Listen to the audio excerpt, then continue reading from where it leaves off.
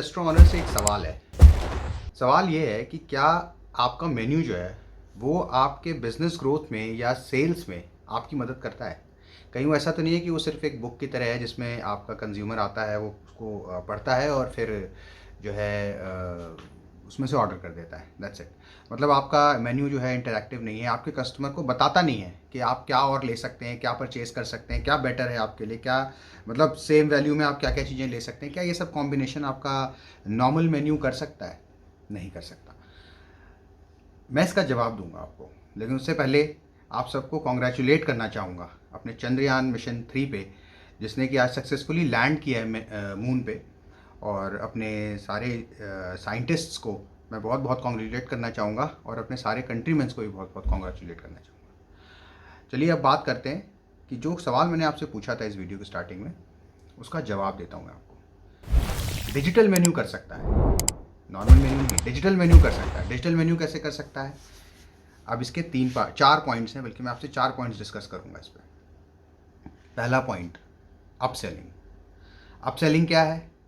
Upselling ऐसा process है sales का जिसमें आप अपने कस्टमर को ऐसे मोटिवेट करते हैं कि वो बेटर प्रोडक्ट खरीदने की तरफ जाए, बेटर डिश ऑर्डर करने की तरफ जाए। जैसे सपोज करें कि आपका कस्टमर जो है वो एक आपसे थाली परचेज करता है, वेज थाली परचेज करता है, ठीक है।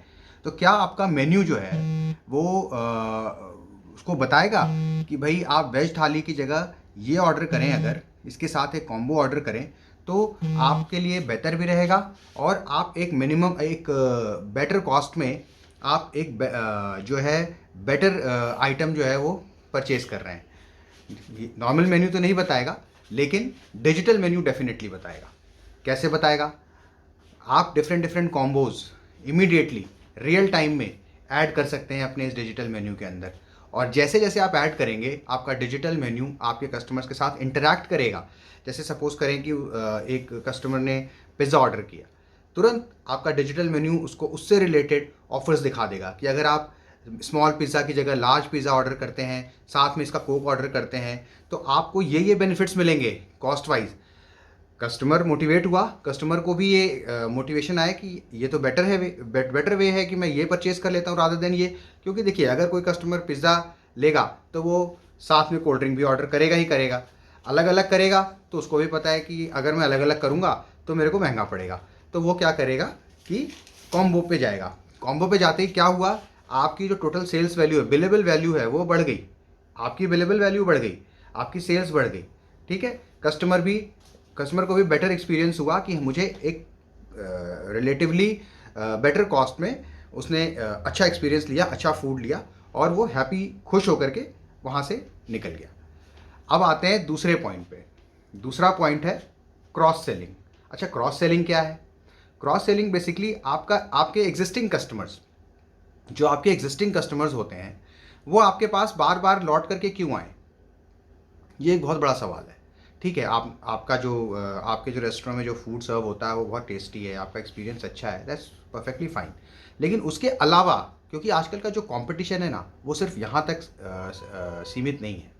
कंपटीशन इतना ज़्यादा है कि आप क्या और अच्छा दे रहे हैं लोगों को, उसके ऊपर डिपेंड करता है। तो क्रॉस सेलिंग, डिजिटल मेन्यू क्या आपकी हेल्प करता है? आपके एग्जिस्टिंग कस्टमर की लाइक्स, डिसलाइक्स, उसके परचेजिंग के तरीके को एनालाइज करके उसको एक अच्छा ऑफर बना बना करके आप भेज सकते हैं। उसको डिस्काउंट्स, उसको ऑफर्स और ये सारी चीज़ें आप डिजिटल मेन्यू के थ्रू बना करके उसको भेज सकते हैं, जिससे कि वो मोटिवेट होता है आपके पास लौट करके आने के लिए, ठीक है। जैसे और एग्जिस्टिंग कस्टमर जितनी बार आपके पास लौट के आएगा, आपका बिजनेस कांस्टेंट हो गया, मतलब आपको कंसिस्टेंट बिजनेस मिल रहा है एग्जिस्टिंग कस्टमर से। न्यू कस्टमर्स को आप अपसेल कर सकते हैं, एग्जिस्टिंग कस्टमर को आप नए नए ऑफर्स, नई नई चीज़ें दे करके, क्रॉस सेल करके उसको बार बार मोटिवेट कर सकते हैं कि वो आपके रेस्टोरेंट में आए। अब आते हैं अपने फोर्थ पॉइंट पे। फोर्थ पॉइंट ये है कि भाई आपके पास बहुत ही लिमिटेड टाइम है जिसमें आपको अपने कस्टमर्स को सर्व करना है। आपके जो सर्वर्स हैं, क्या वो 10-10 मिनट, 15-15 मिनट एक एक कस्टमर के ऊपर इन्वेस्ट करके उनको आप क्या क्या डिस्काउंट्स दे रहे हैं, क्या क्या ऑफर दे रहे हैं, क्या बेटर दे रहे हैं, क्या समझा सकते हैं? नहीं समझा सकते हैं।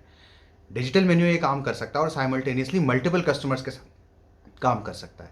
तो कैसे काम कर सकता है भाई? जितने लोग भी आपके रेस्टोरेंट को ऑक्यूपेंट हैं, वो बैठे हुए हैं, उनको एक साथ सारी चीज़ें दिख रही हैं, सारे ऑफर्स, सारे बैनर्स, सब कुछ एक साथ दिख रहा है, ठीक है। और वो उसी हिसाब से अपने ऑर्डर्स को मैनिपुलेट कर रहे हैं और उसी हिसाब से अपने ऑर्डर्स को प्लेस कर रहे हैं, ठीक है। अब हुआ क्या कि प्रोसेसिंग फास्ट हो गई, उन्होंने वहाँ से ऑर्डर करना शुरू किया। सर्वर्स, जो काम सर्वर्स का एक्चुअल काम है कि उनको फूड सर्व कर देना इमीडिएटली, वो सर्वर्स अपने एक्चुअल काम पे लग गए, ठीक है। हुआ क्या, आपने लिमिटेड टाइम में ज़्यादा कस्टमर्स को ऑक्यूपाई कर लिया, ज़्यादा कस्टमर्स को कैटर कर लिया, तो ओवरऑल आपका बिजनेस ग्रोथ। एक रिसर्च में ये पाया गया है कि जब आप डिजिटल मेन्यू इम्प्लीमेंट करते हैं तो आपकी 22% तक बिलिंग अमाउंट बढ़ जाता है। ये एक रिसर्च में पाया गया है, मैं अपनी तरफ से नहीं बोल रहा, ये एक सच्चाई है। तो मेरे हिसाब से तो डिजिटल मेन्यू आपकी सेल्स को इस तरह से ग्रो कराता है। अच्छा, एक चीज़ और, एक पॉइंट और है जो बहुत ही ज़्यादा मतलब मुझे अपील करता है, आपको भी अपील करेगा। एक बार आप अगर सुने इसे तो, कि जैसे जो लोग आपके जो रेस्टोरेंट्स के बाहर हैं, जो आपके रेस्टोरेंट में कभी आए नहीं, कभी उन्होंने कदम नहीं रखा अंदर, उनको आप कैसे अट्रैक्ट करेंगे?